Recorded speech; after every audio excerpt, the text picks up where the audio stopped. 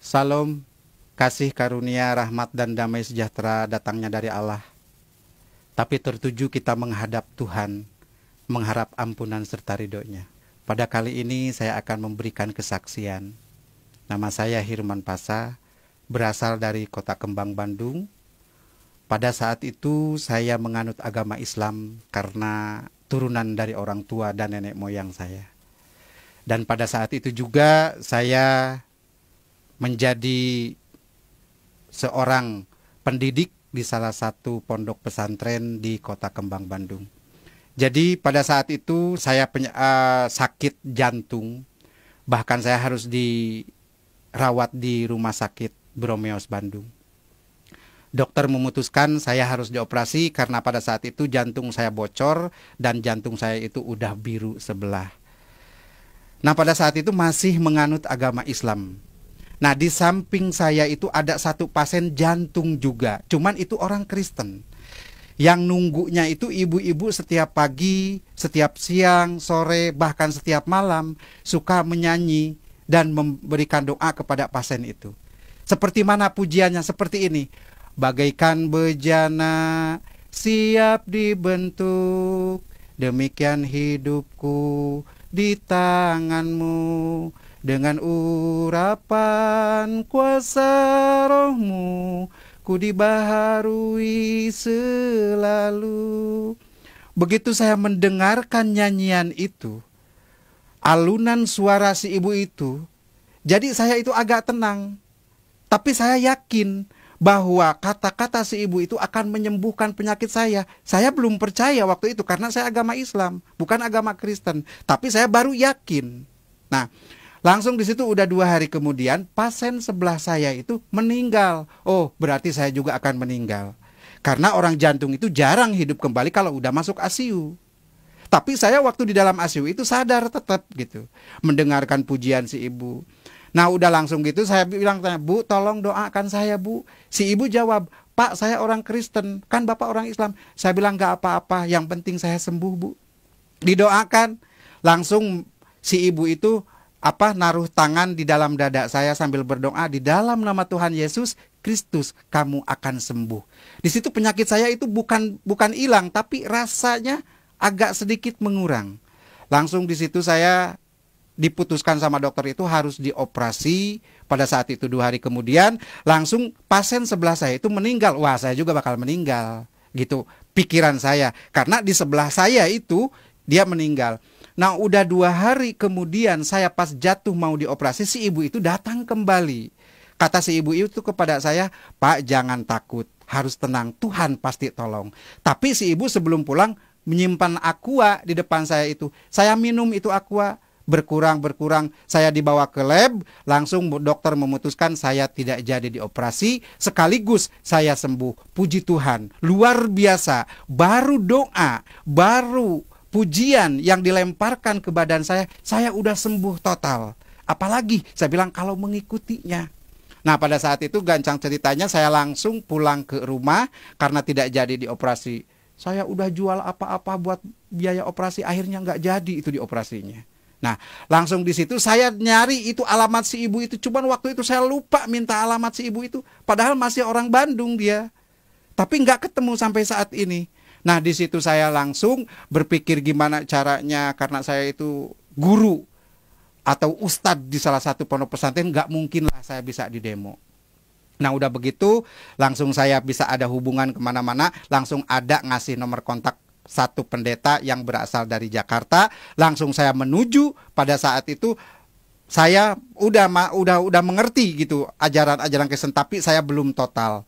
Nah, udah langsung saya tinggal di rumahnya pendeta di Jakarta sampai saat ini udah 10 bulan. Luar biasa, Tuhan Yesus menolong saya.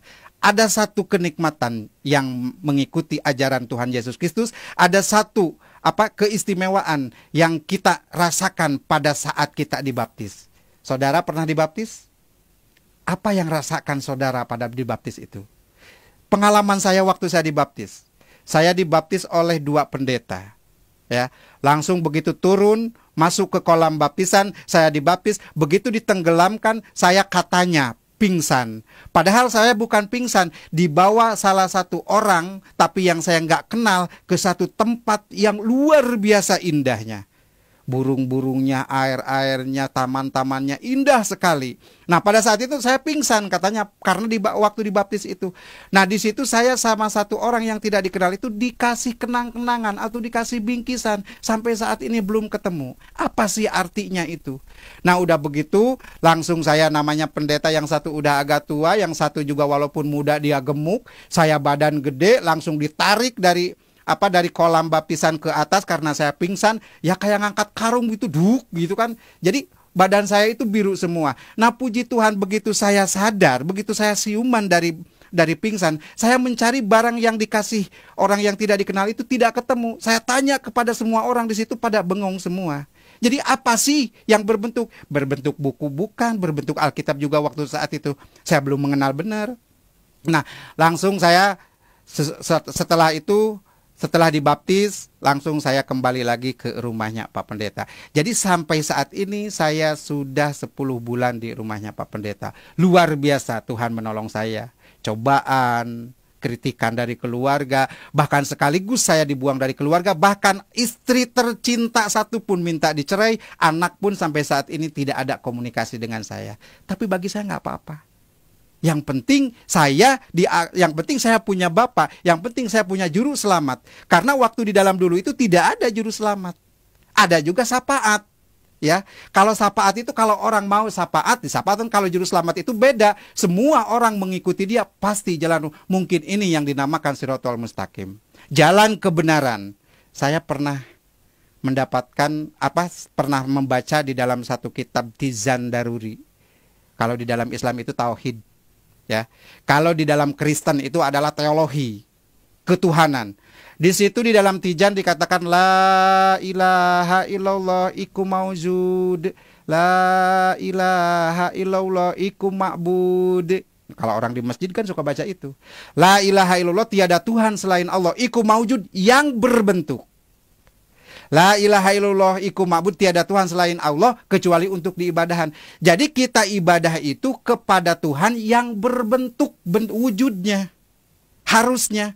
Jadi namanya wujud berbentuk itu bisa dilihat, bisa diraba, itu berbentuk, itu wujud. Sedangkan dulu saya itu ibadah kepada Allah. Mana Allahnya itu nggak ada. Karena di dalam Al-Quran dikatakan Allah itu tidak punya tempat. Bukan di aras, bukan di surga, bukan di neraka. Tuhan itu laisa kamitslihi syai'un di dalam Al-Quran. Tidak ada satu tempat pun untuk Allah. Sedangkan Tuhan itu di dalam kata lafaz tauhid itu berbentuk mauzud. Nah, di situ, jelas. Jadi sedikit-sedikit sampai saat ini saya menggali bahwa inilah jalan kebenaran. Luar biasa, Ibu, Bapak, Saudara. Isa Al-Masih, juru selamat kita, itu adalah untuk menyelamatkan kita. Saya sudah 11 bulan berjalan mengikuti Tuhan Yesus Kristus atau Isa Al-Masih. Saya minta dukungan dan doanya. Semoga saya diberikan kekuatan dan kesabaran. Dan saya minta doanya juga dari semua pihak untuk Pak Pendeta yang mengurus saya dan keluarganya. Semoga beliau ini diberkati. Jadi saya menghimbau, pesan dari saya, yang sudah mengikuti Isa Al-Masih dari kecil, jangan sampai jadi mualaf. Rugi banget. Kita tadinya dari naik taksi, naik ke beca. Memang semua juga kendaraan, tapi rugi banget gitu. Jadi tetap kita sampai mati pun, sampai kemanapun, sampai tua pun, diberikan cobaan apapun, kita harus kuat mengikuti Isa Al-Masih. Karena Isa Al-Masih adalah is the best bagi kita, juru selamat bagi kita semua. Saudara yang terkasih, mungkin inilah yang saya perlu sampaikan. Jadi pesan dan kesan bagi saya untuk semua, yuk mari kita pegang kuat-kuat. Jangan sampai kita jadi mu'alaf. Tuhan memberkati.